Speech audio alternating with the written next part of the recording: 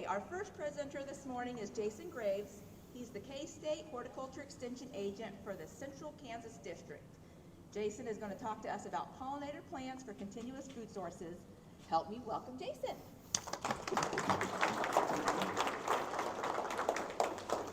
All right, well, happy spring, I guess. We're getting there. We could use some rain, I think. But you know, it's nice to have that feeling in the air, and of course gets us excited to be out in the garden, out doing what we love to do, at least for me, for sure. So I'm glad you're here this morning. We can take time to learn and enjoy the company of fellow enthusiasts who enjoy the outdoors and nature and all the benefits it provides for us.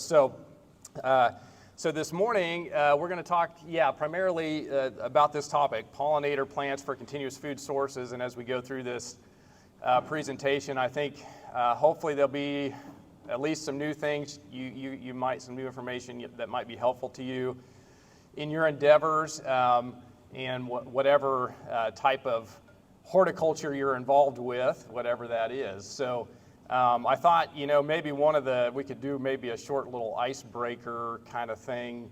I think we have enough time to do that. So, I know you're kind of sitting with people. I don't know if you know everybody that's around you, but maybe you could take a minute and tell them what your favorite pollinator plant is. Do you have a favorite pollinator plant? And maybe just share that across the table here for a minute, and then I'll call you back together. So.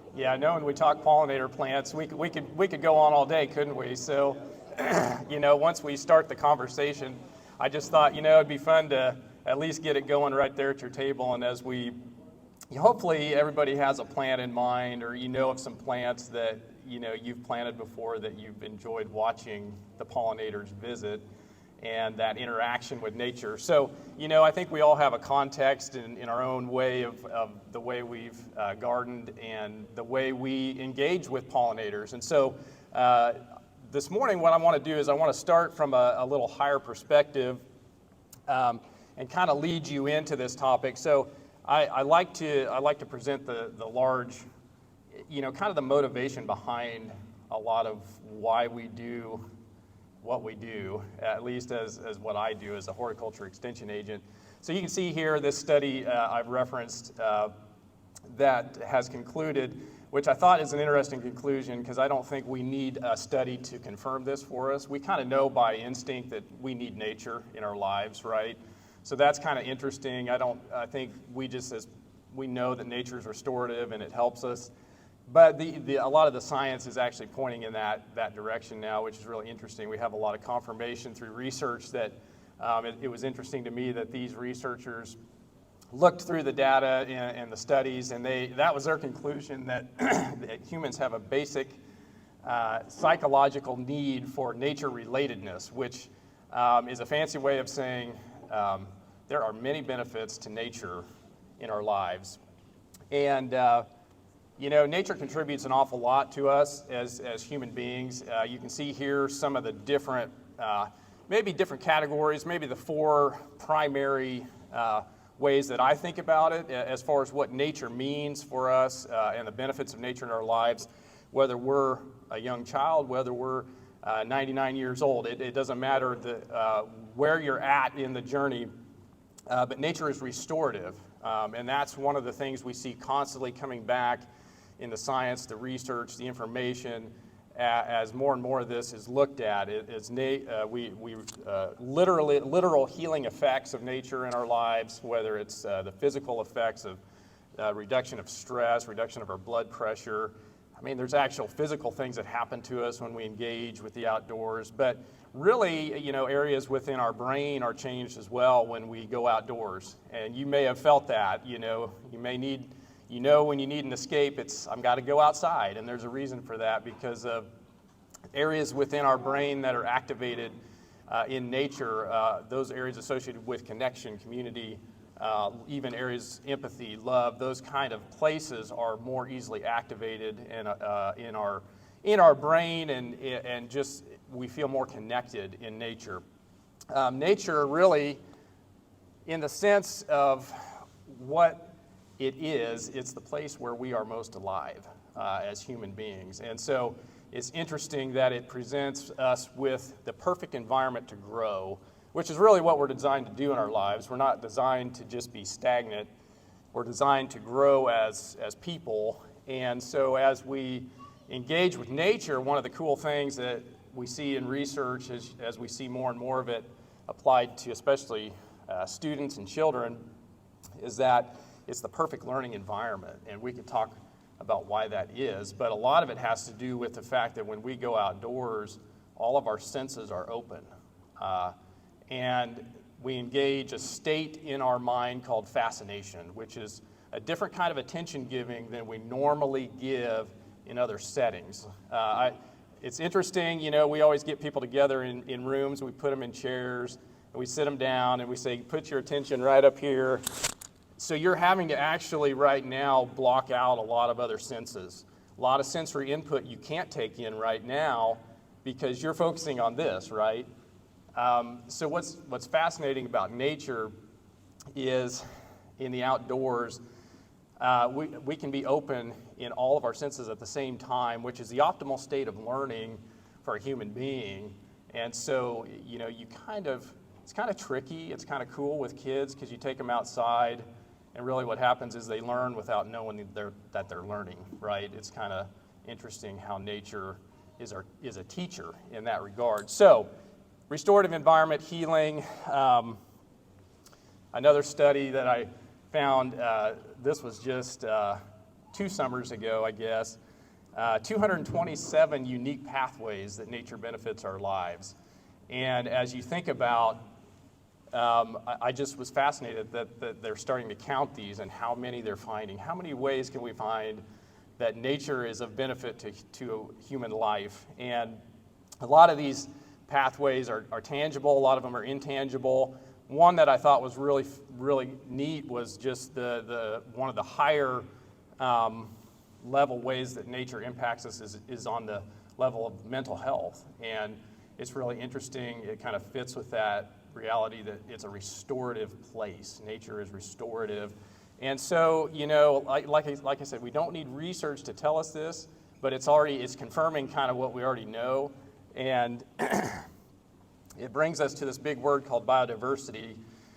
And so biodiversity really is the driver it's the engine of this benefit for us in our daily lives. This big word called biodiversity, so the variety of life in an ecosystem. How much life, in other words, can you grow in your backyard? How many insects? How many birds? How many plants? All those things. How much can you get in that space? That's called biodiversity. And you can see here the ecosystem services that biodiversity results in. And so it creates. And so if you look across that spectrum and you see the different areas of ecosystem services, the benefits of biodiversity, you'll see anything from medicine to recreation, soil. You're going to hear more about pollination. We're talking about air and water regulation. We're talking about spiritual and religious values, mental and physical health, food. I mean, you just go across that list and you see, where do these things come from? It's biodiversity. It's all linked together. And so these ecosystem services that we are participating in every single day, some of these we don't even pay attention to. We take for granted, the oxygen we're breathing, all the different things that we're able to do to live our own life, but a lot of that's coming from biodiversity. And biodiversity is created by the amount of life around us. And so that's kind of the point I want to lead into pollinators with. So biodiversity is what keeps us healthy and alive as people.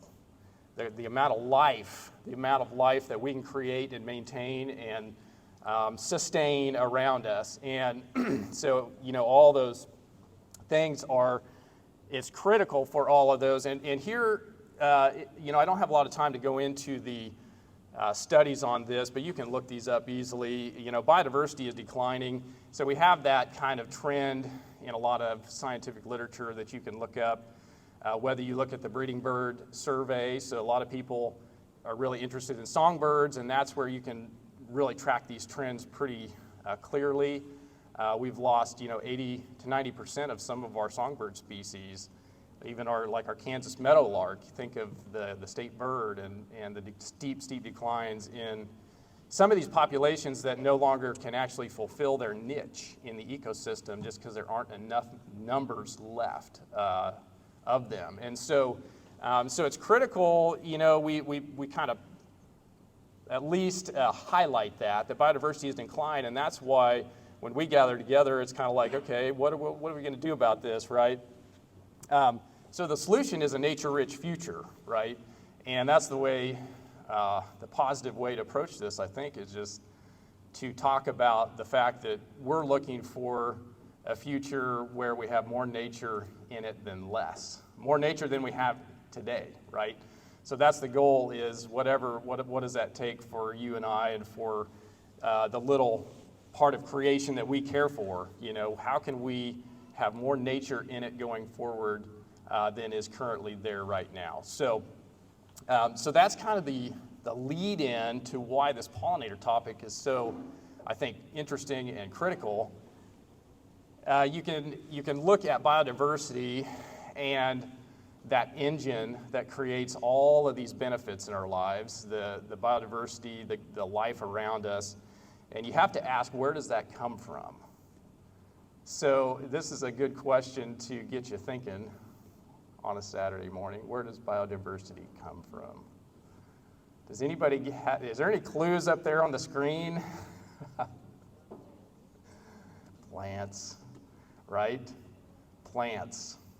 Plants are creating all the food and housing for animal life on this planet. Plants are miracle, realities in the sense of, talk about there's no other thing on this planet that can take that sunlight, those rays of photons coming out of the sun, and actually convert that into a source of either like a carbohydrate or something that can be consumed starting at the low levels of the food web, say with maybe a caterpillar or something, So, these plants really, this all starts with understanding what plants do, right? Plants are miracles in that sense. They take that sunlight and they convert it into a usable source of food for insects primarily. And those insects actually start this chain reaction of moving protein into the food chain, right? And so it's really cool when we understand that really, if we want biodiversity, if we want nature around us, for gardeners, this is good news. We just need more plants, right? We need more plants, and there's not a gardener farmer that I know of that doesn't say, I don't want to plant more plants or see more flowers, or, it's like, this is your excuse to go wild, we want more. So pollinators, this is where we lead into pollinators because, of course, plants and pollinators are connected, are they not? So how many plants on the planet have to be pollinated in order to reproduce, in order to continue to have these plants? What do we need, right? We need pollination. So that's over, 80 to 90% of plants on the planet have to be pollinated in order to go through that process to reproduce and for us to continue to have plants, right? And so there's this sense that if we're going to talk about biodiversity and if we're going to talk about all those benefits that it brings us and that we need plants, well, then it automatically brings pollinators into that discussion because we can't have plants if they don't get pollinated and aren't able to reproduce. And so we call pollinators a keystone species because literally so many other species within an ecosystem rely on pollinators and their work and what they do. And so for a fully functioning and thriving ecosystem with a lot of biodiversity, we need pollinators. And that's where this kicks off. And so we know that habitat is really our challenge. And honestly, that's one of the bigger challenges. And so in my work, a lot of times what we're doing is engaging a lot of urban gardeners, honestly, and realizing that urban gardening now has a whole new purpose and mission. Way more than aesthetics, right? We're not gardening just for aesthetic and beauty. We're actually gardening for biodiversity in our cities now because that's where we can actually support pollinators. And I've got a study here we're going to reference that actually shows some of these interesting things. But really, land use has changed. We don't have wide open prairies for covering huge acreages like we at one time did. And so now we're having to, really get creative and think about, okay, if we want a nature-rich future, where does that start? And a lot of times it starts right in the backyard of your house, right? Or wherever you've got space to start putting these plants back that we are missing now from these ecosystems that pollinators and food webs rely on. So here's a little bit of the objectives, what we'll look at. So we want to understand nutrition in bees. That's kind of what this talk highlights a little bit. There's a little more to it than just a flower out in the landscape. And so we'll look at a couple studies. So I apologize in advance because I'll drag you through a little bit of charts, data. We'll try not to make it too painful. But strategy for providing continuous food sources. So we want to provide nutrition for pollinators. That's just like you and I. They need nutritious things, right? They need nutrition in order to reproduce themselves. And then plants to consider. So it's always fun to look at some pictures of plants. That's what gardeners like to do. So, okay, so for year-round, so we know that pollinators like you and I have to have year-round resources. There's not a day or a period of time that goes by that we don't need food and water and all the things that we take in, and it's just the same for pollinators. So you can see this chart kind of highlights, it just brings awareness to the season-long need for support. So went from winter, spring, summer, autumn, all the way through those different portions of the year. We want to be aware that pollinators if we become aware of their needs, we can support them all year round. The bumblebee makes a great case study for this, and so if you get into bumblebees, you'll realize real quickly that they are one of our best native pollinators. I mean, and if you're into food, you want bumblebees in your garden, at your farm. I mean, they are, if you're producing food, they are they pollinate so many of our food crops very effectively. In fact, I'll take a little side note here. I'll just show you one of the unique things about a bumblebee is that buzz pollination, where they actually latch onto a flower. So this tomato and a lot of plants in the Solanaceae family have the poricidal anthers, which simply means that pollen is not accessible to other bees. This is the bee that knows how to get it out through vibration. And so it latches on to the flower and has this vibrating wing. It has wings that vibrate at a certain frequency. And so the frequency, fascinatingly enough, is the same frequency as the middle C note on a piano. And so it's a real interesting connection. But the middle C frequency is what actually they vibrate their wings to, and it releases the pollen out of the poricidal pores on that anther of the tomato flower. And so that's why bumblebees are so, they pollinate so many food crops. and they're very effective pollinators. So learning about bumblebees, if nothing else, will take you a huge step forward in producing food. But I just think that's an interesting side note.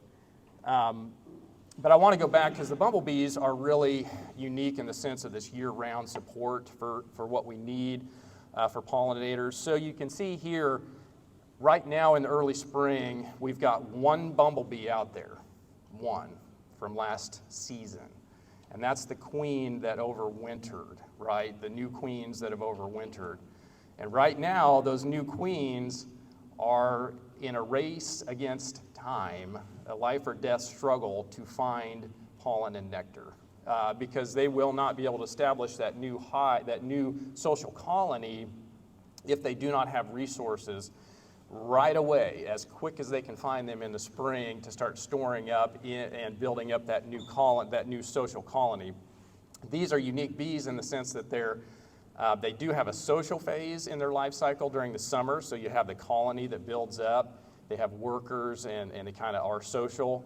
But then at the end of the season, all those workers die off. There's one member of that colony, the new queens actually are mated and overwinter with kind of an antifreeze in their system, and then they wake up in the spring, and right now is when they have to find those resources for themselves to start that new colony. And so you ask yourself, what is your landscape? What is your, what do you see flowers around you? Do you see resources for these bees right now? Because this is the time of year they're looking for those. So the bumblebee makes a really unique case study. You can learn about their life cycle because that bee also, the queen bee also needs to overwinter. So is there habitat in your landscape, in your farm, wherever, for bees to overwinter? They need a protected place to find a shelter for overwintering. So sometimes do we have habitat for our bees to overwinter? That's another question. Okay, so this talk focuses primarily on nutrition. So we're not going to talk a lot about nesting, but I do want at least to highlight. You can see nesting is a huge portion of this that I'll highlight in just a minute, but nutrition is really one of the focuses we're learning more about with bees, and it's interesting. We're not just interested in just blooms, for bees. We're interested in what's in those blooms. Is there protein, right? Are there lipids? Are there important things that bees need to reproduce? And so pollen quality affects bee development, and so the studies are interesting on this topic. So we're going to look at some of those. But the big picture here, you can see that if we're going to put the whole picture together in one slide, this is what it would look like for year-round pollinator support. We need nectar concentration at high levels of sugar for that energy, that fuel for the bee. We need pollen for the protein and lipids, but we need that protein and the pollen and the nectar to be matched up with the time where the bees are active, when they need it, right, the most. So that's the flowering time that you can see there in the third quadrant, and then the fourth one is the nesting habitat. And so if we look at a holistic way as to what we're looking for, we're trying to create a nutritionally balanced and diverse plant community that can support that stable pollinator population as well. So,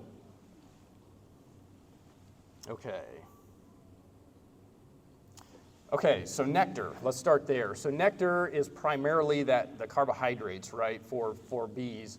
So we're talking about sugars, and you can see there's a number of different sugars, whether it's sucrose, glucose. So that's primarily what we think of when we think of nectar as the sugar, but there's also oils in there. A lot of plants will have oils in the nectar for that fragrance, because that's an invitation to pollinators to come to the flower, right? So there'll be other things in the nectar as well, but it's the fuel, and it's really carbohydrate for larval bees.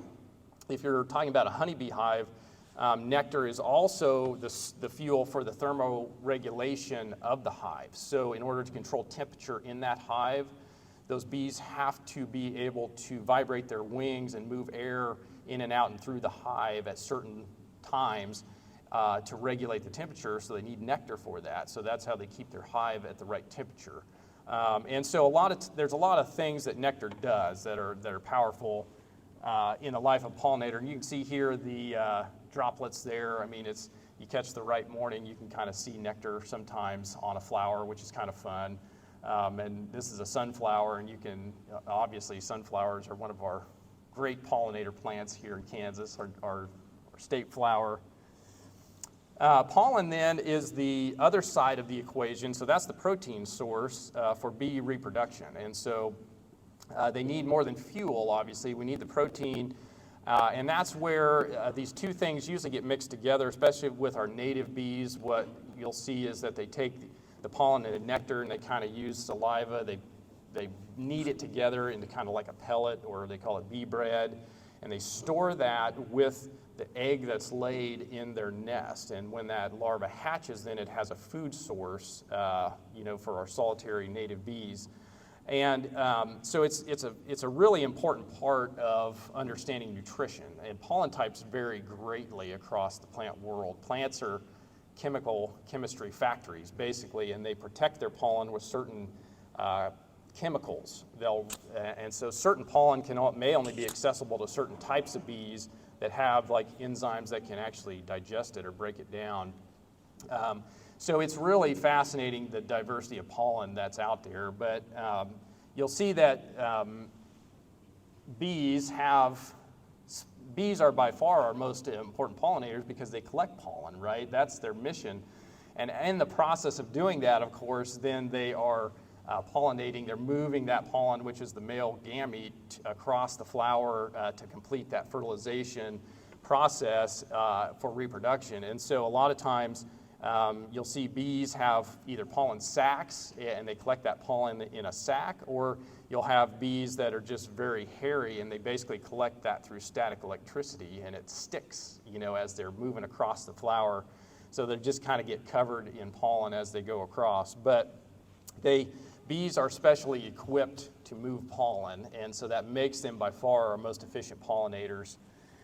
I'd like to highlight here in the spring that there are differences between spring pollen and fall pollen that we know of, and basically our especially where honeybees, one of the things that's interesting, they've studied that plants in the spring are creating a pollen that has a higher nutritional source that actually benefits the reproduction of that of the new bees. The hypopharyngeal gland in a honeybee basically is where the royal jelly is kind of created for those new young bees. And so the spring pollen, it's just interesting that plants in the spring have more of the proteins, the lipids, the things that bees need to actually reproduce. And so, there's different timing, the different types of pollens across the season influence bees differently. So that's just kind of an interesting study.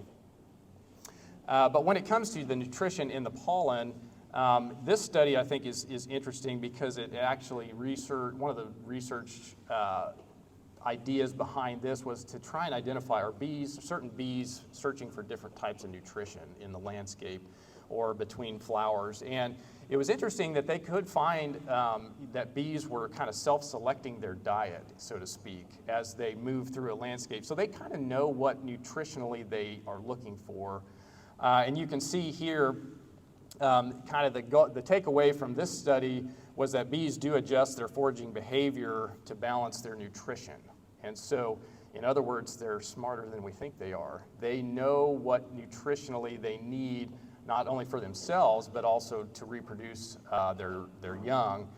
And specifically, the research kind of pointed out that certain bees are searching for a certain protein to lipid ratio in the pollen, and so they would be drawn to different plants based on that ratio, which was interesting. So you can see that bumblebees on the top here are searching for a much higher protein to lipid ratio in the pollen than, say, a bumblebee is. And so they have different strategies about how they forage in a landscape and what they're looking for as far as the quality of protein, quality of pollen that they are looking for. And then some of our native bees kind of fall right in the middle, of that spectrum there, which is our, oh boy, I don't know what bee that is that they had in the middle there, but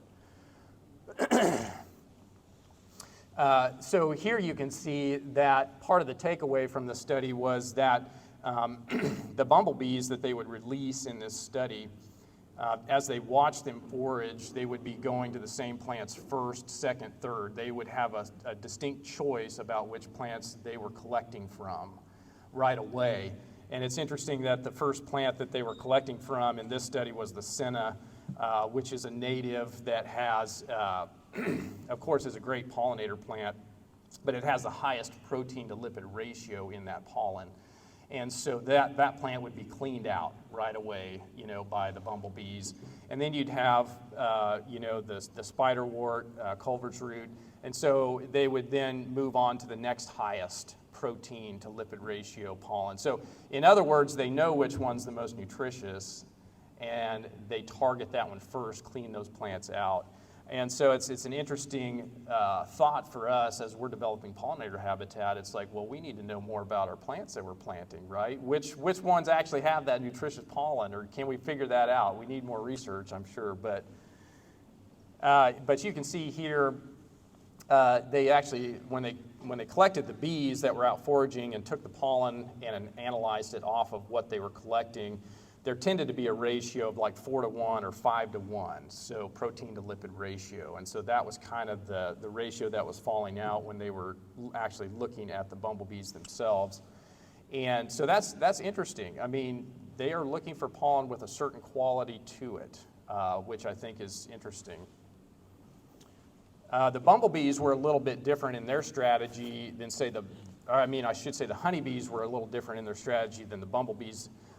The honeybees have more of a generalist mindset about collecting pollen, and it's really fascinating that our honeybees, they're a little bit less preferential. They're more willing to collect what they can get in mass quantities. And so, for when you're working with a honeybee hive, it's kind of interesting. They have a slightly different strategy. They're not quite as picky, but they will. They can also mix pollen, and so there's some studies indicating that these bees, if they have enough diversity in a landscape, they can take poor sources of pollen, pollen that may not be good quality for them, but if they can mix it with pollen that is good quality, they can create a stable diet, and so that creates some of that need for diversity that we're going to talk about next. And so that's one of the first goals and if you've been around any horticulture classes very long, you realize everyone will talk about plant diversity. Like, we need more plant diversity in our landscape or in our environment. And so one of the things that diversity does when we work that into our pollinator habitat is it allows the bees to self-select their diet, right? And that's what the goal is, as we're seeing in the research that's beneficial, is that if the bees can self-select their diet, they can meet their nutritional needs. And that is really what we're after, to create that stable community of pollinators. And one of the things, as gardeners, we can do is really evaluate our diversity. Do I have only 2 or 3 varieties of pollinator plants? It'll probably need a lot more over time. I mean, we can increase the number and the diversity of the plants in our landscapes and our gardens. And that's what, honestly, some of this research I'm going to show you next actually did, which I think was interesting. Erickson did some research several years back now that looked at new varieties of annuals and perennials, because a lot of these plants that we see in the garden centers, it's like, well, how do we know if they're creating, pollen that's good for pollinators, or do pollinators even want these plants, and are they supporting pollinators? So she kind of took on a research project to kind of look at that, because we know that sometimes what we want in a flower may not be exactly what a bee is looking for. Sometimes there's overlap, right? Sometimes these things do overlap, but see, we're kind of creating plants because we want color, we want flower presentation, vigor, size. A lot of plants are bred for low pollen. Think of some of the new sunflower varieties that are out for cut flowers. They don't produce any pollen because they're a mess. And, so cut flower growers don't want that pollen. So you have to be careful what variety you're choosing. So sunflowers may be sterile for that matter. So anyway, so what bees want, they want UV range color. They see in that especially blue to kind of purple, yellow, white spectrum really well. They want invitations, they want fragrance, accessibility. They need to get to the flower parts. In other words, where the nectar is. So a double flower doesn't work for a pollinator. There's too much in the way. So standard flower varieties. Nutritional rewards, that's the key. They want nutrition. That's why they're coming to a flower. And then, of course, the bloom times to match up with when they're active. So this study, she took some common annuals and perennials that you would see in garden centers, and she took them out to sites outside, kind of in a semi-native area where there were already pollinators currently in existence, like a community of pollinators. So we put these plants out there and we observe them and we see, are the pollinators coming to use these plants? That's kind of her theory with this research. And you can see here that this chart's kind of hard to read, it's probably kind of small. But the key takeaway from the annual side of the research is that annual flower cultivars were varying greatly in their attractiveness to pollinators, which is really interesting. There's a lot of selection that goes on with annuals that's based on human preferences, and so it's not like the breeders are looking at how much pollen or nectar is produced in the annual. It's more like, does it meet our needs for something we can sell at a garden center to a gardener, you know? And so even within, you can see things, even within our zinnias, which, you know, we often think of zinnia as a popular pollinator plant, right? Well, there's a huge difference. I mean, some varieties were much more attractive than others. And so it really makes this a headache because there's not a one-size recommendation we can give a gardener that says, yeah, if you plant a zinnia, it's going to be a great pollinator plant. Well, it depends on the variety, the cultivar, the breeding, the history of that plant, where it came from, and you know, we can't make a one-size-fits-all recommendation, which is what she was finding. So there are some varieties there that you can see that were very attractive to pollinators, and some that just were not. And so it makes it interesting, and it kind of almost makes citizen science kind of an important thing. It's like if you have a cultivar of a zinnia that you say, boy, this thing is getting visited over and over all the time by pollinators, let other people know that, right? I mean, share that information between gardeners, you know. It's almost like we have to do some of that observation ourselves in our landscapes and tell each other, so that, you know, if I buy a new annual flower and I don't see much happening with it, it's like, boy, I'm not going to do that. I want to find the ones that the pollinators actually are attracted to and want to visit. So interesting with the annuals as well that she studied was the annual flowers did not attract any specialist bees. There are a lot of specialist bees that have specific relationships with certain plants or plant families, and what she was finding was that there were a lot of generalist bees, sort of like the honeybees, bees that will just visit multiple types of flowers. And those bees were visiting the annuals, but they weren't collecting specialist bees on these plants, which is interesting. And specialist bees have more unique needs, obviously, because they're dependent on a certain type of plant or plant family. And so that was interesting as well. When it came to the perennials, the news was a little better, because what she was finding that the newer perennials she was testing, these are all different common varieties of Agastache, Echinacea, catmint, black-eyed Susan, salvia, some of the common plants that we find in the garden centers.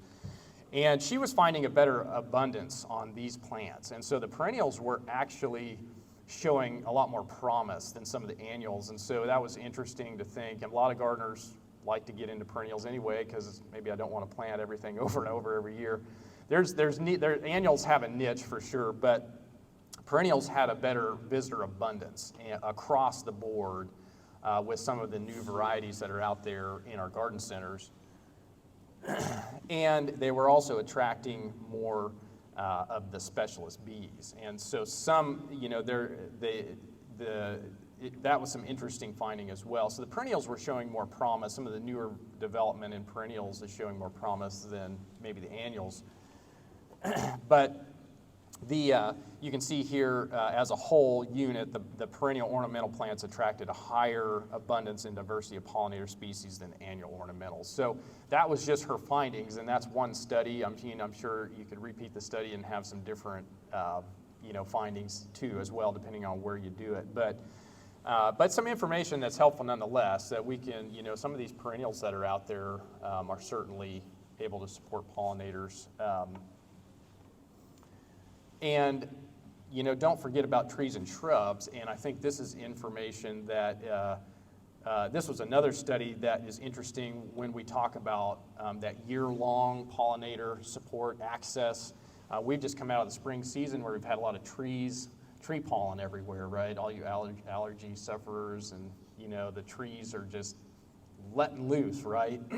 And so a lot of wind-blown pollen in the spring from our trees. But honestly, in this study, that was one of the conclusions that they were realizing, is that some of our honeybees are collecting an awful lot of this tree and shrub and vine pollen, these woody plants. And so we can't neglect the value that these plants have for pollinators.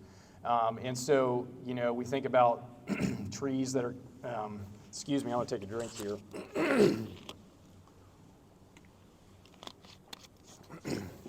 So when we think about trees that are cut down and not replaced, a lot of times in cities, we lose trees to various reasons, and maybe they just don't get replaced. There's a real reason to replace our trees and our shrubs and our woody plants as well, because things like, especially like maples, elms, willows, oaks, a lot of these trees have very desirable pollen for bees, especially our honeybees, and so they will be using that pollen, even though it's of lesser quality than maybe some of what we think of in our flowers at times, but it's abundantly available, and so that's why they will use it, especially in seasons where we have droughts and other things that are limiting pollen. So, okay, so what are our main points so far? So if we were to take a breather in the middle of this and say, so bees are foraging for nutrition. So that's one of the key takeaways. I mean, they are self-selecting their diet. As they move through a landscape.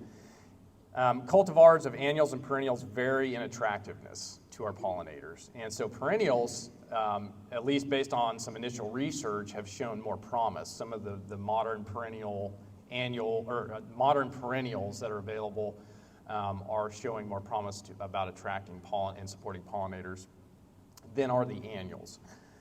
Native and standard species are definitely more likely, to attract and support pollinators, but the key is that diversity, plant diversity. So we need a large menu of plants out in the landscape for pollinators to choose from, so that they can self-select their food sources. So when we move into the area of the strategy, it's like, okay, how do we apply this information? Two things come to mind. So one would be plant density, right? So that, like we said, that's the basis for biodiversity. Basis for biodiversity is the number of plants in your landscape, in your garden, in your yard, where you are. So we just need more plants, and we need really increase the number of flowers available through more plant density and more plant diversity. So those are two concepts that, we want a season-long bloom sequence, right? That's not only good for us, we want to see flowers spring, summer, fall, as long as we can see them, but that's great for the bees too, or pollinators, so we want season-long bloom. Now I want to briefly mention this other study that was done in Kansas as well. This one was done by one of my coworkers out at the Hayes region there. And he did some research with hives, honeybee hives, and just placing them in different environments. He placed some in an urban environment, so in a city, placed some hives in a native or semi-native environment where it's more prairie-like environment and then some in cropland. And he kind of wanted to compare what's happening to these hives in these different environments, what's going on. And some of the information there was interesting as well. One of the things he found that was interesting was that of all things, the urban colonies were actually growing more quickly than the hives out in the native, semi-native, or in the cropland placed hives, which is really interesting because it kind of reinforces this idea that in an urban environment, think of in a city like we have here, or where I'm from in Salina, you have backyard gardeners doing all kinds of things with plants. So there's a diversity of plants in an urban environment that you don't get out in a cropland, right? Where you've got one monoculture crop planted just over a huge acreage. And so it's interesting that in the urban environment, it's actually a good place to raise bees, is what he is finding, in our cities, right? That's a good place for bees to be because they have diversity. They have some plants, a lot of plants that they can forage from. So he did notice that. There was a trend in the data that saw that those urban hives were actually growing a little more quickly than the other two environments. And they also trended towards greater mass of pollen per frame. So it's like interesting. They were actually finding a little more pollen in the urban environment too.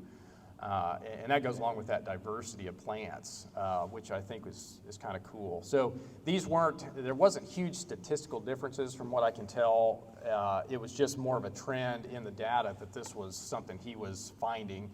And as well, you can find, I think in Ryan's information, and you can look this study up too. It's Ryan Engel he's actually the one who did this research. But you could also see here that the richness of the pollen, which is the diversity of the different types of pollen that's being collected, was actually trending higher in the urban environment as well, which kind of fits with the other data that we've already hit on, that in that urban environment, there was a good diversity of pollen available to those bees. And there was a period there, you can tell in the late summer, where that native environment was actually higher. And that tends to be when you think of a lot of our prairie plants like summer and fall, where we get a lot of our blooming going on.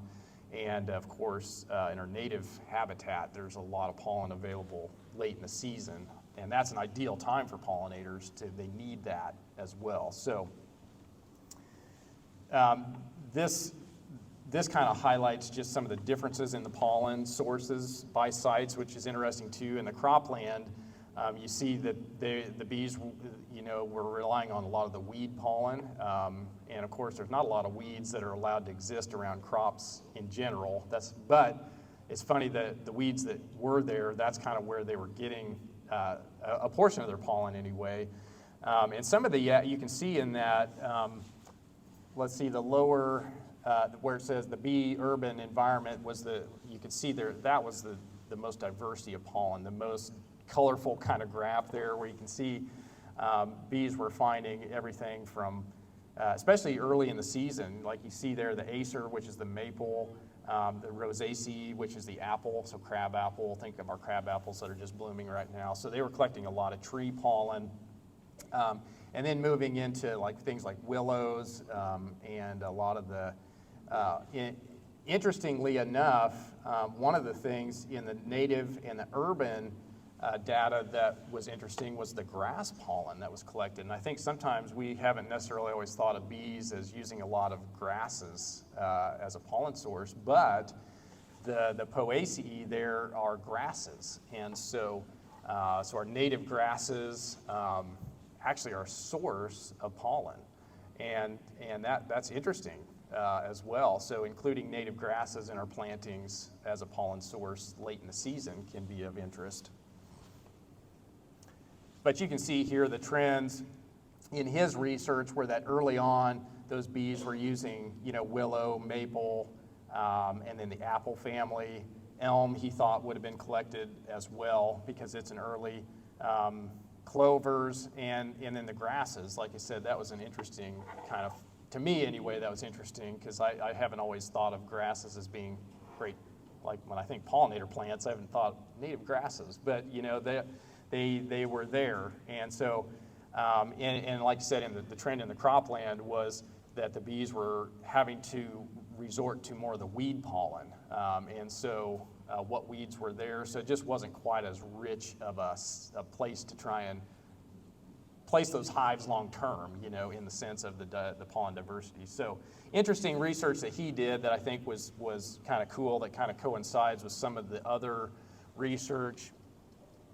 And it kind of highlighted again the tree pollen as well, because he was finding a lot of that. So you can see here, wind pollinated trees are actually attractive to bees in the sense of, you can see there just a chart that kind of highlights some of the oak, of course, which we promote heavily for planting. You know, if you're going to plant a tree for biodiversity, you want an oak tree, you know, bur oak, especially here in our part of Kansas. One of the best trees for biodiversity. And then, you know, maple, highly attractive, elm, very attractive, ash. So these are some of our, and the willow, of course. So those are trees that, of course, we can utilize in a pollinator habitat or planting. That will be very beneficial to our bees. Okay, so I'm going to skip over that a little bit there. So when it comes to planting and trying to get to, as far as our taking this, you know, more to the practical sense of our landscape, one of the things we have to do as gardeners is kind of look around and try to plan and investigate, you know, our own site. And, you know, in every setting, there's going to be different ways that you can support pollinators. But I will point out the Xerces Society. That's where I got this chart. If you've ever looked up the Xerces website, that's a great place to go for some pollinator information. But you can see here how we can arrange our planting throughout time. And so, you know, if we just a little bit of knowledge and research for our plantings, we can design a planting that will bloom, you know, spring through fall, that will have those pollen sources available to the bees when needed. And so this chart, you know, is one of the charts they have out. It's not the only way you can design a pollinator. I just use it as an example to show you how you can kind of align blooming periods. The Dick Arboretum in Heston is another fantastic place to get information on native plants and to purchase a lot of these natives. And so they, you know, all will be a great, there's places out there you can get this information, but I did want to also mention the NRCS has this, actually on the Xerces website, you can also, you know, if you're interested in evaluating your land for pollinator habitat, they have an assessment guide. And that's kind of neat, you know, if you're thinking, you know, what categories should I be thinking in, what should I be looking for? That's kind of a way, maybe you can go have a little checklist with you to kind of look around and maybe assess your land a little bit. So there's some helpful guides out there. When we come to habitat, it's always helpful to think in patches, and that's one of the things. Sometimes it's easier said than done, but especially if you're in a backyard in town, in an urban environment, or working in a landscape around your home, you can plan more in a patch mentality. Where you're trying to get higher coverage of plants in these bigger, kind of rounder sections, so to speak. In patches, what we can do is we help pollinators not only conserve energy, but they also, we can also affect that decision-making time, because a lot of times, I'll use this image to kind of highlight, bees have, of course, are different. You know, bees are all different in their biology, and of course some bees, like this one here, have a nice long tongue that can reach deep into a flower, whereas others have very short tongues and they can't. And you can see here this bee that doesn't have a tongue long enough to reach down this honeysuckle flower is actually resorting to having to cut through it and just saw it off, you know, and to try to get to that nectar and just rob it, basically. And so, you know, when bees encounter a planting that is just one of this, one of that, lots of things spread out, they become very inefficient in a sense. And so the more that we can put flowers together that they can harvest, and they have a method to harvest similar nectar and pollen on one section effectively. That's more, I guess, more helpful overall to bees than say a hit and miss kind of, flower here, flower there. And that just, they get a lot more efficient if there's a flower that they're used to, that they know how to get into, and they can just go from flower to flower to flower to flower. They probably do better with that. The patch size, we don't have a lot of research. I've seen some research on the size, but a lot of times, a good goal to shoot for would be 3 feet. I mean, if you can get a patch of about 3 feet, of each individual flower.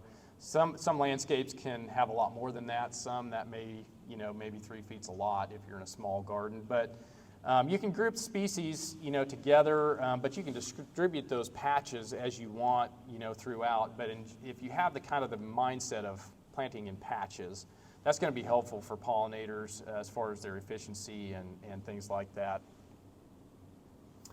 Now, we also know that when we think about like a bumblebee, the percentage of land in bloom should probably increase, right, as we're going through the season.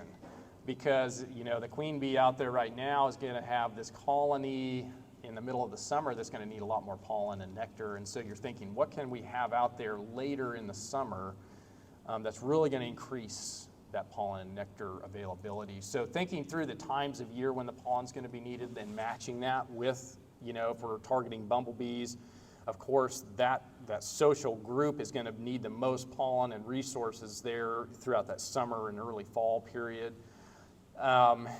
So, thinking through those things like that, so that if we need to add additional patches and plantings to support bees at certain times of year, we can do that. But the number of pollinators grows generally as the daily temperature increases, so that's something to keep in mind. We also want to plan about, and this goes back to the habitat, but the flight distance. So we need flowers and nesting opportunities that are near each other. Some of our native bees are so small they don't fly. I mean, a honeybee can fly a couple miles. A bumblebee can do that as well. They're a lot bigger bees, but some of our native bees are very small and they don't fly very far. So if there's not access to both the flowers and the nesting opportunities within the same general area, they're going to have a hard time reproducing like they should. So generally, small species of bees, we may be talking about 500 feet of distance is about all they're going to go. They're not very big. And so if they can't find the resources in that area, they simply don't really reproduce well. But large species, of course, like our bumblebees, they can fly a couple miles or more. But you can see here in this picture, we've got sort of nesting opportunities / interesting art. I don't know what you call this, but this is kind of like the driftwood, things like that you put in gardens are very not. We call them snags. So a lot of times a dead tree becomes one of the best habitats out there, for pollinators or different wildlife. And so, having a snag out in your garden, whether it's, just an old log that's placed there, maybe it's placed in an artistic way, but it's the idea that we're going out there to create pollinator habitat, one way or the other. That we used to do this thing, I don't know if the beetle banks, if you go back far enough, you can, in agriculture, they used to plow up, areas of the field and plant bunch grasses in strips.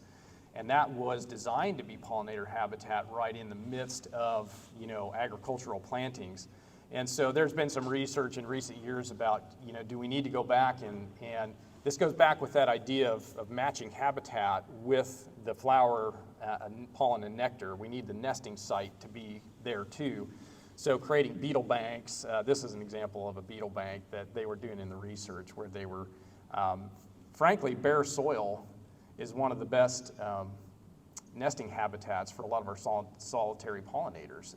They actually nest, a lot of our native pollinators nest in the ground as a solitary bee. And so they need just bare, accessible ground that they can dig into to reproduce in. So that idea of learning what the nesting resource is for the bees that I'm trying to support and creating opportunity for that in my garden, in my farm, landscape, wherever that is. So, of course, sun is preferred. I don't have to tell you, I don't think I need to explain that too much. Generally, we get more flowers, nectar, and pollen in the sun. So, if you have a shady landscape, that creates a little, it's not like impossible to produce, high quality nectar and pollen, but definitely sun is preferred because that's where we get all these good things. Now, soil health, I know I always like to mention this because soil health affects plant nutrition, which is interesting. And then, you can connect the dots. If the soil's healthy, the plant is more healthy, then, of course, the pollen and nectar are, of course, healthy as well. And this study actually looked at some of the effects of soil health on pollinators. And it was a simple, I think, an experiment. I mean, you can look this up if you want to, but they'd done this with cucumbers in vermicompost, amended soil. And of course, it was just fascinating to me because the vermicompost amended plants actually attracted pollinators more quickly. The pollinators spent a longer amount of time on those flowers actually pollinating. There was a higher protein, lipid content, or just a more, the protein was more beneficial, or the pollen was more beneficial to the bees, and they actually had a better reproduction. Were able to thrive more because of that. So all the connections you can just trace back to healthy soil was fascinating. And so, don't neglect the fact that, the time you spend working and amending and improving soil is going to transfer over into this realm of pollinators because they're going to get more of what they need. And you're going to get better pollination too. You have healthy soil because the pollinators wanted to spend time on those plants, right? So that's what it takes. It takes time for those pollinators to transverse all those flowers and move that pollen. Now, we also need pesticide-free habitat when we're talking about pollinators. That's one of the things. So we try to design plantings in a way that we don't need to be applying sprays of any kind because whether it's certainly an insecticide, but even fungicides and things like that, we have a lot of information that shows even sublethal effects on pollinators when they encounter some of these chemicals in the landscape. And so ideally, when we're developing for pollinator habitat, we just want to go in with the mindset pesticide-free, right? We're not touching it. We're just going to let it be. Now, as we talk about diversity, of course, we want more diversity in our landscapes, and that's really, we go through this planting process to try and identify the plants that'll bloom sequentially, and we think about all these planting things we want to do, and then we get into the planting, and we actually want to recreate that diversity that we're looking for. So the rule of 3 is helpful, but you don't have to stop here, but it's a good place to start to have 3 different species in bloom each season. And plant at least 3 of each variety. So if you're just starting a habitat, that's a good goal, and then you can kind of expand from there. But, we want to avoid feast or famine for pollinators. Some of our native pollinators are only active for maybe 2 weeks as adult bees.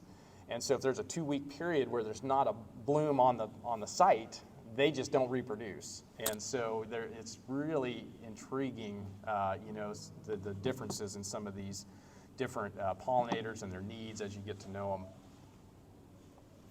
But one of the things gardeners can do, in any sense, is we can expand early and late in our plantings. And a lot of times that's one of the most helpful things we can do for pollinators is thinking, okay, how early in the spring can I get a lot of blooms going, and how late in the fall can I keep a lot of blooms going? So sometimes, it's lengthening out that season of bloom in our landscape can be really helpful. Think about the bumblebee queens that are out there right now searching hard for pollen and nectar. And then the new queens that'll be produced late this fall that are going to be in the same situation, right? They're going to have resources to overwinter. So there are some food hubs that we like to talk about. You can look at as just generally good information for supporting pollinators. I mean, the aster family, the mint family, and the legume family, of course, are very wonderful families of plants to start getting to know for pollination, for pollinators, supportive pollinators. And you can see some of the food hubs there: goldenrod, asters, sunflowers, rudbeckia, milkweed. So there's just a large number of plants we can go to that are just considered what we call food hubs. They're just really great for pollinator habitat. We don't want to forget the trees either. The oaks, like we said, are really at the top of that list. And so as far as the prunus family also, which a lot of our cherry trees, anything in that cherry family. Linden trees, of course, wonderful. The willow trees, cottonwoods. So a lot of our native trees are really excellent food hubs as well. So we, just getting to know these plants that pollinators rely on. I like to highlight, as we get into talking, we're going to transition more into plants here a little bit, and a lot of times we'll kind of go as we finish up here, we'll kind of wrap up and go through some plants kind of spring to fall and just kind of look at some pictures and talk through some plants. But, we always start in the spring and we think about all the henbit that's out there right now. It's been a booming year for the henbit. If you watched around, it's like I can drive and see all the purple everywhere. It's like, that's K-State color. I like that. I don't want to get rid of that. But so the purple, henbit is very obvious in the spring, and it's a pollinator. These are the clover, the dandelion, some of the traditional lawn weeds that we try to eradicate. There may be reason we can tolerate some of those in our landscapes. Maybe there's areas you don't want them, but certainly there's probably areas that it doesn't matter if they exist, and we can find a balance of allowing some of these weeds to exist. There's a lot of interest now in kind of a no-mow spring, where you go and you let these plants kind of bloom and kind of finish their bloom cycle before you really start that heavy mowing cycle. And a lot of times with our warm season grasses, if you have something like Bermuda grass or buffalo grass, a lot of times these weeds can kind of exist until those grasses take off. You can let them do their thing. But it depends on the site. It depends on a lot of other things, a lot of other preferences. And so we have to try to find balance at times with our weeds. But the weeds can actually provide some pollinator value. We also have things like spring bulbs, of course, and a lot of gardeners get into the bulbs, and that's a great way to support pollinators is to develop your bulb knowledge and to get more into some of the spring beauty that we want to see anyway. We want to see those bulbs right up early. So you can see some of the early spring, mid-spring, and late spring bulbs that you can rely on that provide pollen and nectar for pollinators. And the hyacinth there, I took a picture of that one a couple years ago in our demonstration garden, and it's like they're beautiful too. I mean, it's just so if we can do both, we can feel pretty good. We actually have a nice publication online. You can look it up, Bulbs for the Garden. It's Johnson County Extension actually has this publication on their website. But it goes through the different bulbs and the timing and when they bloom. You can align bulbs just like you do. You can have bulbs blooming from early spring all the way through summer. So you just kind of get to know which ones bloom when. We have some good early plant options, out there, and I thought, sometimes I like to highlight things that maybe people don't know about. I mean, a lot of people know about penstemon as a good early plant. But even earlier, we've got this wood betony, which I'm going to highlight in a minute. We've got also figwort. Wood betony is a really interesting plant that's native to Kansas that grows out here in the prairie. Generally prefers some medium good drainage to the soil.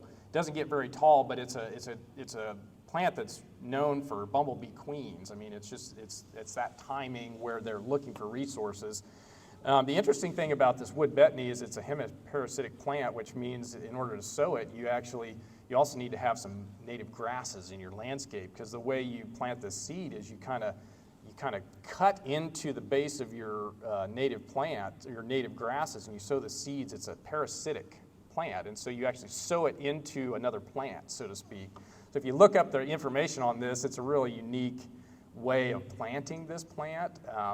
It kind of coincides in a community, like a prairie community, where it grows as a hemiparasitic species on other plants in conjunction with other plants. So you grow it with your native grasses, things like that. So unique plant, but it's blooming at that time when bumblebees or the queens are out looking for those resources. Figwort's another one, maybe underknown, that is really interesting as well, and prolific nectar producing plant. In fact, I don't know, it used to be a bee plant for a lot of hive operators. They would plant this because the flower, it doesn't have much of a flower show. It's not like a real ornamental plant, but it's a sticky plant. It's one of those plants you brush up against it, all of a sudden you feel sticky, because it produces a lot of nectar. So you'll see every pollinator in the world visiting where you have figwort, because it's just, and there's a couple different varieties, and so, the sugar content is up to 35%, it's in the nectar of this plant, and it's just why it's such a fantastic one for the bees. Penstemon, a lot of us love penstemon, a lot of gardeners, and so this one you can see that protein lipid ratio is high on, and that's why this is a fantastic plant in a bumblebee planting. When you're supporting those bumblebees, you can see here in our demonstration garden how the lengths to which bumblebees will go to get into these flowers is phenomenal. I mean, they'll just crawl right inside. I mean, you can walk right up to, I just walked up to this plant and I was just fascinated just watching them just take a deep dive into that flower, because they want that high quality proteins to lipid ratio in the pollen. So yeah, plant your penstemons, because those are great. They're not only beautiful, but they're just great for the nutritional content of the pollen. Ragwort is another spring bloomer that's getting ready to bloom right now, and actually it's a great ground cover. It's almost an evergreen ground cover that you can plant, stay green almost year round. It kind of naturalizes and fills in a little area. Blooms April to June. It's getting ready to start. In fact, I've seen some starting to bloom now. So boy, this is a good one if you need a little ground cover plant in a tough spot. This might be one to look at if you can investigate that. Spiderwort, a lot of folks know about spiderwort. It's kind of, gardeners love this one or hate it sometimes. It depends on who you talk to. But spiderwort is another one that has that higher end, in that study where we referenced earlier, the bumblebees were cleaning it out pretty quick because it has a higher end protein to lipid ratio of 3.5. And of course, it blooms early spring too. So we're talking about early resources available to bees. It's beautiful when it's in bloom. It usually by midsummer starts to look kind of ratty because it's a cool season plant. So you just got to understand, some of these natives, they look great in the spring, they kind of fizzle in the summer. You can cut it back if you want to, and it'll re-sprout out some leaves for fall that look a little better. You can do things to try and spiff them up a little bit. But just kind of getting to know these plants and how they work. But for spring, it's fantastic. And they do like to reseed themselves too. So you kind of, you may have to pull some out here or there if you don't want them spreading. But here's one of my favorites, the Baptisia false indigo in that legume family. Again, a fantastic plant for bumblebee queens. And this is a bumblebee. So this was one I took in our demo garden as well, and you can see a bee this big in the early spring is a queen.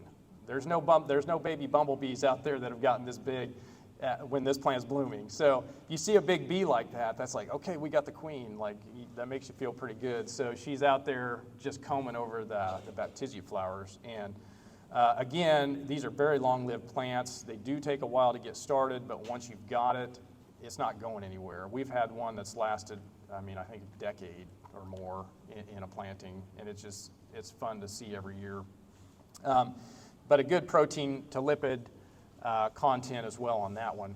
The columbine is another, if you do have the shadier site, you can use the columbine, because columbine is native as well. It's got another high protein to lipid ratio in the pollen. And it can be, blooms, it'll be in bloom here late April into May. And it also reseeds itself and kind of just establishes in a site. We've got it in a planting where we just planted it under fruit trees. and it just kind of just exists under those trees. I mean, it just reseeds itself, and we just let it live there. So, you know, it likes the shade, and it blooms well in the shade. So, prairie smoke, if I don't know, this one is a neat plant to have just for the ornamental side as well, but it has this really unique smoky looking, after the bloom finishes, it kind of is really interesting, but it's a very early blooming native as well. That'll be, and that's actually it's blooming now. It's been in bloom for a little while already, so it's early, and it's great for some of those bees that are out at, early searching for resources. It doesn't really reseed itself, but it does kind of create a bigger bunch as it kind of spreads slowly. So it kind of is a little more well behaved, I guess you could say, if you're looking for that. Golden Alexander, this is a fun one to grow just because of the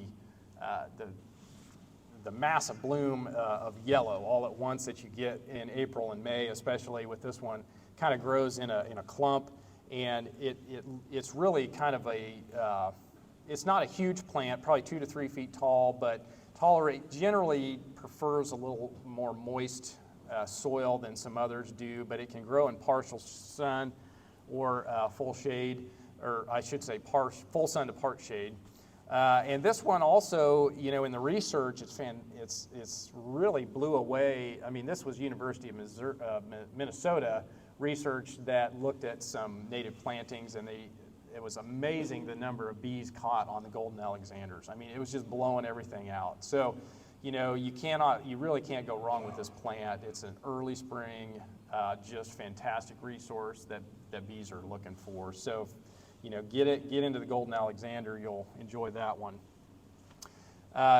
If you can't tolerate the non-native dandelion, maybe go with the native, right? So I thought this one's kind of fun to throw in because we do have a native dandelion to our realm of the world.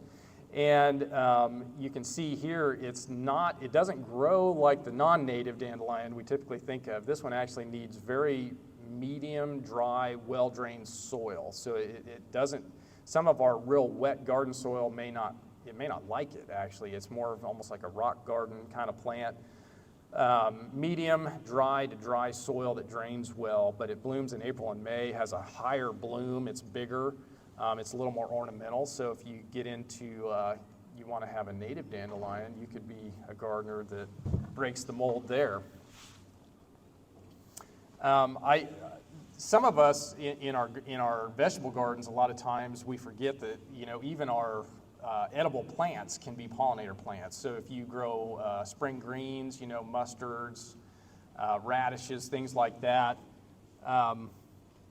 they actually are great pollinator plants when they bloom. And some of the research actually shows, you know, if we don't need to harvest all of those crops, or maybe we harvest our greens early and then we leave those crops in the ground to go to flower, we can actually have pollinator habitat right there in our garden already. So sometimes it's just capitalizing on something we're already doing. We let some of our radishes stay in the ground and go to bloom, or our mustards, whatever we're growing. So that's something you can do there. You can see here there's bumblebees. I mean, there's a lot of pollinators that will move into our edible plantings when some of our spring greens are out flowering. You know, in early summer, they bolt and they go to flower. You can see radish there. So mid to late season, I thought I'd highlight these. This was research that I think was interesting, that they actually wanted to research in a hive, are there certain plants in a prairie planting that bees will do their dance for, right? So you know how bees do the wiggle, or I forget what they call that. The waggle dance, where they tell each other, okay, go over here because there's this plant or something. You know, is there certain plants in a prairie that bees would actually dance for? And these were 4 that they found that bees wanted to tell the others about, right, in the prairie planting. So the goldenrod, of course, that's always on top of the list in any pollinator planting. Late summer, that was one they wanted to get out and collect. The dahlia is the clover, purple prairie clover. Agastache, which is the hyssop there, and then partridge pea. You can see here the yellow flower on the bottom. So, and that's an annual, but these were plants that you can put in a pollinator planting easily, you know, and you can work these in Obviously, they're all very valuable for pollinators. Milkweed, of course, we're familiar with that one. That one's great for not only butterflies, but a lot of other reasons. But of course, we have a variety of milkweeds we can plant. Depends on, again, on your garden, on your site, whether you can tolerate one that spreads, whether you want it to stay in a clump. There's different milkweeds that do different things. But the butterfly weed or the common milkweed are the two standard kind of tough milkweeds we can use here in Kansas.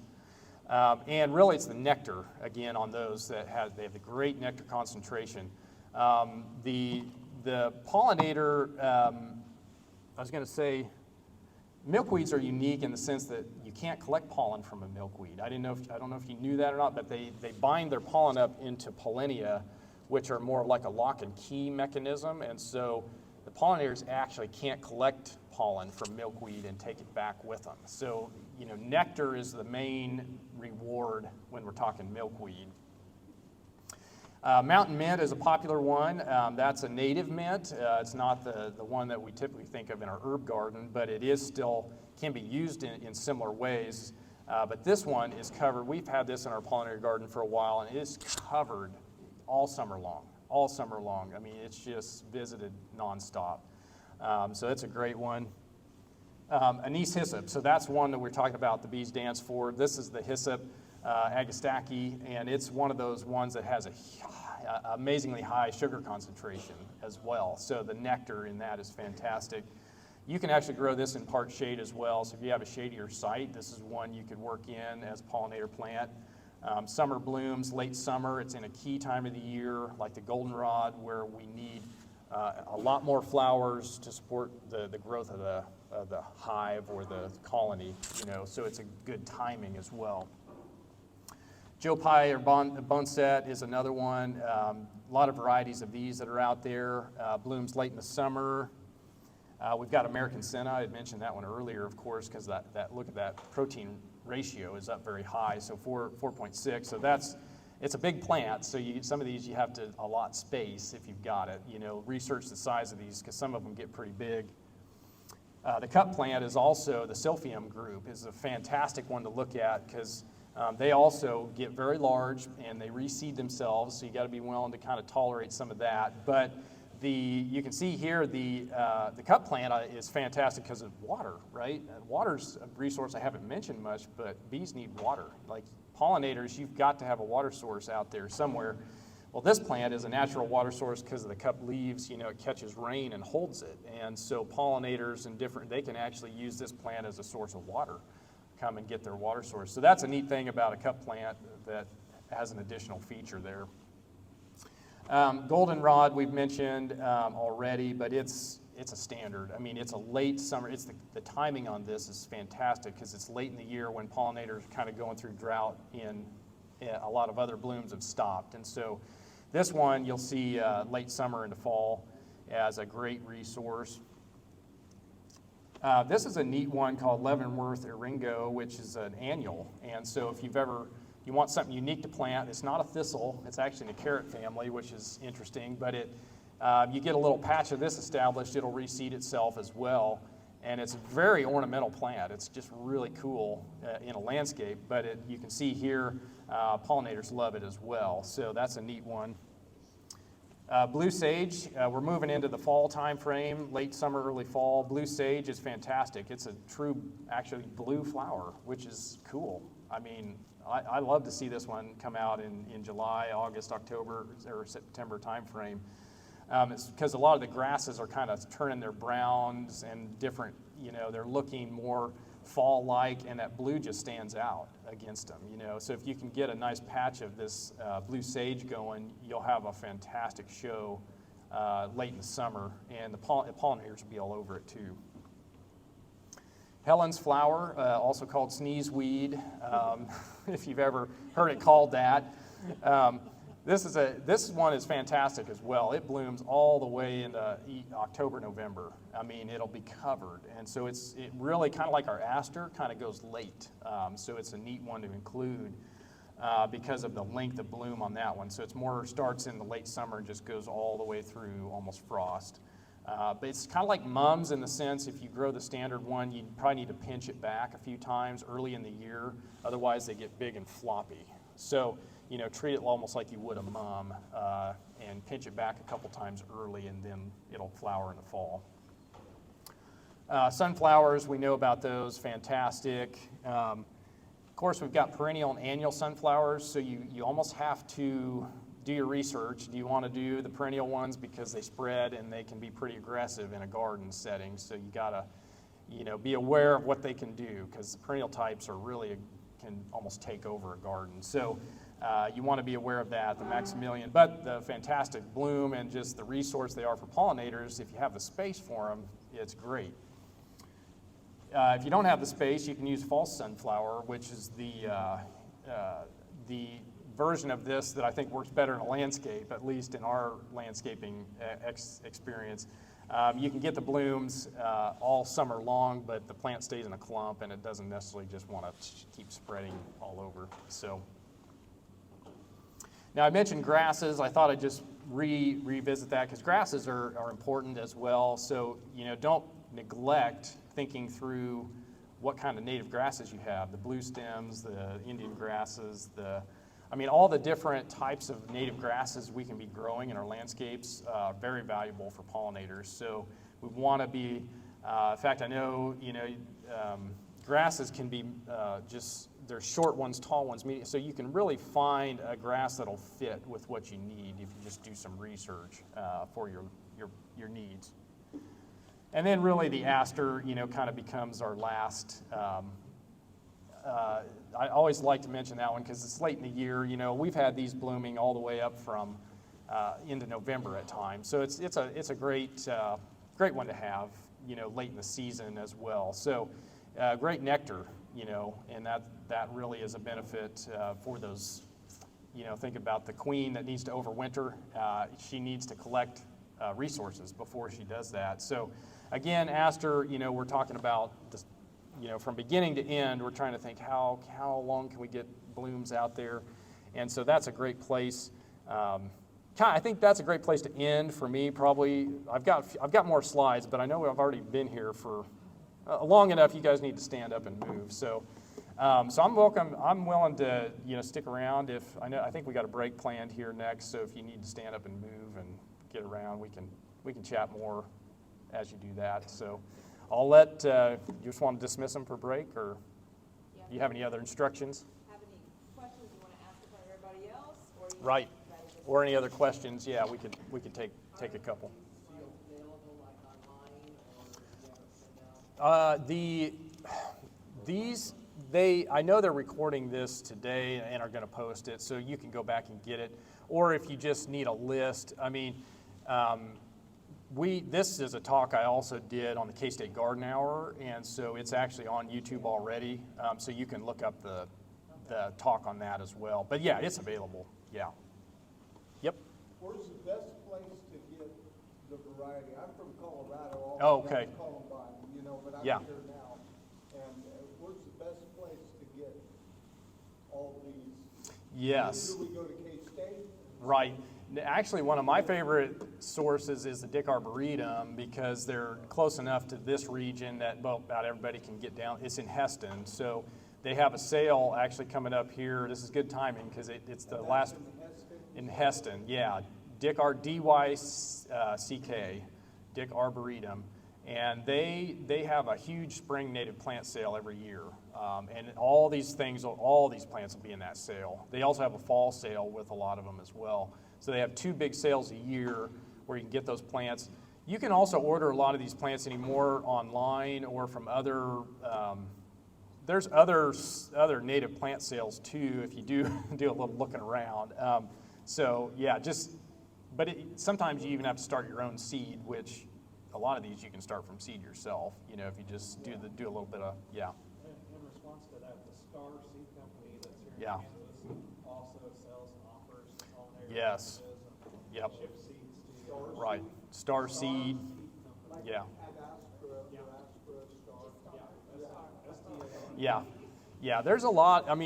You start getting out there, and there's more and more plant sales going on that are starting to focus on native plants and things. So yeah, you can if you're willing to drive a little bit, you can usually find a sale about any weekend in the spring somewhere. Yeah. You mentioned that biodiversity is in decline. Yeah, yeah. Is that a natural cycle of ebb and flow, or are we losing to chemical farming, chemical Yeah. care, chemical gardening? Yeah, I'm sure it's some of both. I mean, there are natural cycles with insects where you get the boom and the bust, you know, in the populations based on whatever climate and, you know, food sources and different things that are available to them. So, but there is what seems like a growing trend in decline, especially when you look at like things like songbirds. It's like, boy, it's super alarming in the sense of, and then you track that back and you realize, well, songbirds have to have certain things to reproduce where they're not getting their caterpillars, the insects, the things they need, and then why aren't they getting those things? Because, you know, we have less habitat, you know. So there's definitely a trend in biodiversity decline, and there's study after study that comes out showing losses, you know, in whether it's bumblebees or birds, or there's certain insects that get looked at more than others, but yeah. So that's why I like to invite, you know, home gardeners, especially urban gardeners, to start really being aware of that, because I think the change for this, you know, the nature-rich future that we're hoping for probably will happen in our cities, honestly. If Yeah. you see a bee in your yard, there's probably a hive within a half to 2 miles. Probably, yeah. I mean, a lot of times a couple miles would be, I think, a large percentage would be a couple miles, yeah. I don't know. There's probably beekeepers that could tell you a more specific answer, but probably the next speaker, she could tell you how far do these bees actually go, yeah. Yeah.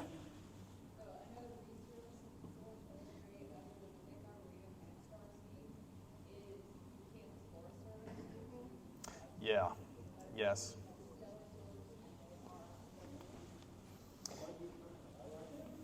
Yeah, yeah. If you didn't hear that, she said the Kansas Forest Service, and that is a fantastic resource. Yeah. This might get me in trouble with government, but Missouri Forest Service, sometimes it's cheaper. You just have to pay attention because not everything that's native or helpful in Missouri, different areas, is going to be native and helpful in Kansas. Right. Yeah. Kind of do your research. Yep. Yeah. You started out talking about plants and all, CO2 level, they're trying to drive it down to nothing. Plants need CO2. Oh, I know. Yeah. Yeah, and that's a whole different discussion, because we actually have Chuck Rice with K-State. He did a garden hour for us a while back, and he's an interesting guy to listen to on those topics. But yeah, I mean, our plants are some of the best carbon collectors. That's why I think we can't go wrong when we recommend plants. It's like, because they're just like carbon storehouses, and it's just like we've got to have it too. You know, it's like a part of this whole cycle that we rely on. Yeah, so it's interesting. You know, we have to have both. Yeah. What level do we kill the plants at? Right, and that I don't know. We're just about there. Yeah. Yes. Yeah, so I live in Kansas City, and our neighborhood, for the most part, is on board with no herbicide, no pesticide to help redo some of this in our area and bring back birds and pollinators. Oh, sure. Okay. But we have some who are not so much on board. So what would be the alternative, be it research-based or anecdotal, that we could offer them to help with some of their weed eradication? Right. A shovel. Right. Yeah. No, it's just funny because you might have a neighbor that lives, right next door that's, like doesn't tolerate a weed, and so sometimes you find you've got to kind of work slowly, and try to build that awareness as much as you can. I mean, that's why they've developed a lot of signage anymore in certain ways. Just it's a non-threatening way. You can put up a sign, for developing bee habitat or different. Trying to be intentional about maybe subtle ways of communicating what we're doing, and maybe over time letting that have its effect, or just, sometimes what I've found is a lot of gardeners just aren't aware of the connections. They've just kind of caught on, like, this is what's expected in a city, this is what I do to my yard to fit in, and sometimes they don't realize there's other options too, so it's sometimes an investigation to figure out, okay, which end of the spectrum are they on here? Yeah. Well, also you can ask them not to spray killer dandelions and stuff like that until things start blooming more. So you're feeding them. You can still kill them later if you really, really need to, but give it a little chance because dandelions sometimes are one of the first things that are bee food or pollinator food. Right. Yeah. Is there a more natural alternative if they're dead set to spray, where it's like, okay, you're dead set to spray? Right. Any other alternative? Not any great. I mean, there's been some research on different products, but nothing that's really effective long term. So usually, yeah. I mean, yep.